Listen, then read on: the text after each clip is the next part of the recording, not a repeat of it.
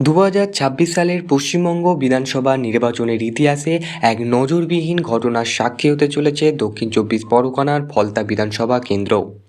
গত 29 এপ্রিল এই কেন্দ্রে যে ভোট গ্রহণ হয়েছিল তাকে সম্পূর্ণ বাতিল বলে ঘোষণা করল ভারতের নির্বাচন কমিশনার।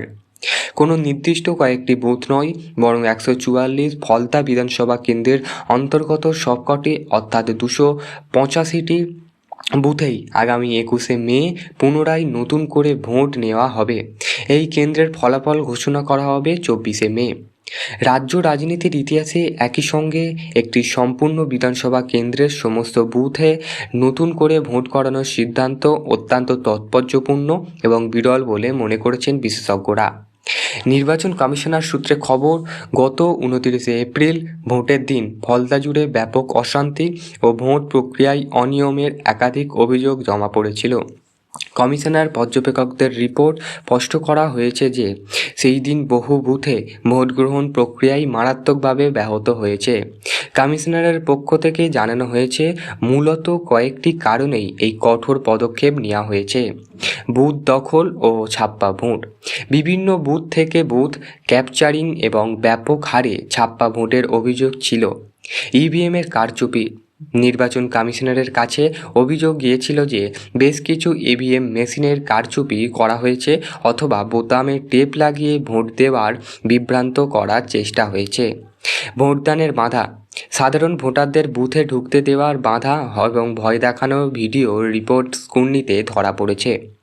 কমিশনার স্পষ্ট করে দিয়েছে, এটিকে নিছকই পুনর্নির্বাচন বা রিপোল বলা হচ্ছে না, বরং 29শে এপ্রিল পুরো প্রক্রিয়াটি অবৈধ ঘোষণা করে একটি ফ্রেশ পোল বা নতুন নির্বাচনের নির্দেশ দেওয়া হয়েছে। ফলাফল ঘোষণার দিন বদল, আগামী 4ই জুন রাজ্যের বাকি 293টি বিধানসভা কেন্দ্রের ফলাফল ঘোষণা করা হলেও ফলতার ভাগ্য সেদিন নির্ধারিত হচ্ছে না। কমিশনারের সূচি অনুযায়ী নতুন ভোট গ্রহণ 21শে মে সকাল 7টা থেকে সন্ধ্যে 6টা পর্যন্ত, আর ভোট গণনা হবে 24শে মে। প্রাথমিকভাবে শোনা যাচ্ছিল 30 বা 60টি বুথে পুনর্নির্বাচন হতে পারে, কিন্তু রবিবার যদি ভোট হতো তবে সোমবারে ভোট গণনার প্রস্তুতির জন্য পর্যাপ্ত সময় পাওয়া যেত না। তাই প্রশাসনিক স্বচ্ছতা ও নিরাপত্তা স্বার্থে পুরো ভোটটি পিছিয়ে 21শে মে করা হয়েছে। ফলতার এই সিদ্ধান্তের নেপথ্যে কাজ করছে কয়েকদিনের টানা রাজনৈতিক অস্থিরতা। বিজেপির অভিযোগ ছিল, 29শে এপ্রিল তৃণমূল কর্মী সমর্থকরা পঞ্চায়েত প্রধানের নেতৃত্বে সাধারণ মানুষকে হুমকি দিয়েছিল। এমনকি ভোটের দিন আসবার পর মহিলাদের ওপর শারীরিক নিগ্রহ এবং বাড়ি ভাঙচুরের মতন গুরুতর অভিযোগ আগেও ওঠে। বিজেপি সমর্থকদের দাবি ছিল, ভয়মুক্ত পরিবেশে ভোট না হলে এই নির্বাচনের কোনো গুরুত্ব নেই। গত কয়েকদিন দক্ষিণ চব্বিশ পরগনার এই এলাকাটি দফায় দফায় উত্তাল হয়ে ওঠে।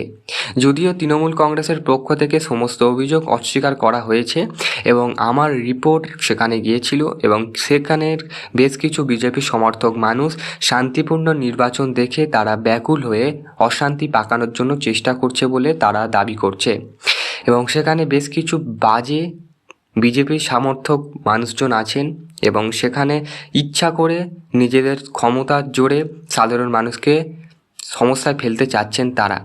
শাসক দলের দাবি, পরাজয় নিশ্চিত জেনেই বিজেপি কেন্দ্রীয় বাহিনীকে কাজে লাগিয়ে ভোট বানচালের চেষ্টা করছে। কমিশনার সূত্রে জানা গেছে, 21শে মে ভোট নিরাপত্তার ক্ষেত্রে কোনো ফাঁক রাখা হবে না। প্রতিটি বুথে কেন্দ্রীয় বাহিনীর নজরদারি বাড়ানোর পাশাপাশি সিসিটিভি ক্যামেরা ও ওয়েবকাস্টিংয়ের ওপর বিশেষ জোর দেওয়া হচ্ছে। জেলা প্রশাসনকে নির্দেশ দেওয়া হয়েছে যেন কোনোভাবেই ভোটারের বুথে আসতে বাধা দেওয়া না হয়। ফলতার এই ঘটনা 2026-এর নির্বাচনের একটি বড় মোড়। একটি পুরো বিধানসভা কেন্দ্রের ভোট বাতিল করা কমিশনারের পক্ষ থেকে করা বার্তা, যেখানে অনিয়ম হবে সেখানে পুনরায় ভোট গ্রহণ ছাড়া কোনো উপায় থাকবে না। এবং দেখার 21শে মে ফলতায় ভোটাররা কতটা নির্ভয়ে এবং স্বাধীনভাবে নিজেদের ভোটাধিকার প্রয়োগ করতে পারেন। আর সব থেকে বড় কথা, আমার এই ভিডিওর লাস্টে আমি একটা ক্লিপ অ্যাড করব। যারা বিজেপি বিজেপি বিজেপি বলে চিৎকার চেঁচামেচি করছেন, যাদের দেওয়া কেন্দ্র বাহিনী উইদাউট এনি রিজন সাধারণ মানুষের ঘরে ঢুকে বিভ্রান্তকর পরিস্থিতি সৃষ্টি করছে এবং বাজেভাবে মারধর করছে, এটা কেন আমরা জানি না। এবং বিজেপির বেশ কিছু কেন্দ্রীয় বাহিনী কেন এই কাজ করছে জানি না, এবং কেন্দ্রীয় বাহিনীর অশ্লীল আলাচন বা অস্বাভাবিক কাজকর্মের জন্য সাধারণ মানুষ প্রচণ্ডভাবে ক্ষুব্ধ। এবং বিজেপি যেখানে যেখানে ডবল ইঞ্জিন সরকার আছে বা সরকার গড়েছে সেখানকার অবস্থা আপনারা তো জানেন কতটা খারাপ অবস্থা, পশ্চিমবঙ্গ থেকে খারাপ অবস্থা দুর্নীতির দিক থেকে এবং ক্রিমিনালের দিক থেকে, সেটা তো আছেই।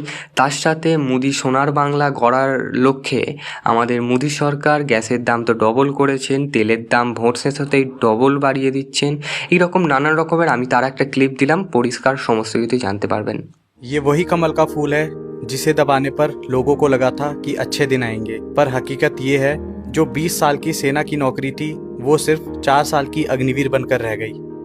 जो सिलेंडर 400 रुपए में मिला करता था वो अब 1100 रुपए में मिल रहा है। भारत पर 555 करोड़ का कर्ज था जो कि अब बढ़ करके 737 अरब डॉलर हो चुका है। गरीबी की रेखा 40 करोड़ से 80 करोड़ तक पहुंच गई है। नोटबंदी के कारण हजारों कंपनियां बंद हो गई, जिसकी वजह से लाखों युवाओं की रोजी रोटी छिन गई। लोगों को लगा था कमल का फूल दबाने से रोशनी आ जाएगी, पर वो रोशनी अंधकार में बदल गई और हम ये सब कुछ सहते रहे। असली देशभक्त वो है जो सच कहे और अपनी आवाज उठाए, ना कि चुपचाप बैठे रहे। अंधभक्त ना बनकर असली देशभक्त बनो और अपनी आवाज जनता तक पहुंचाओ।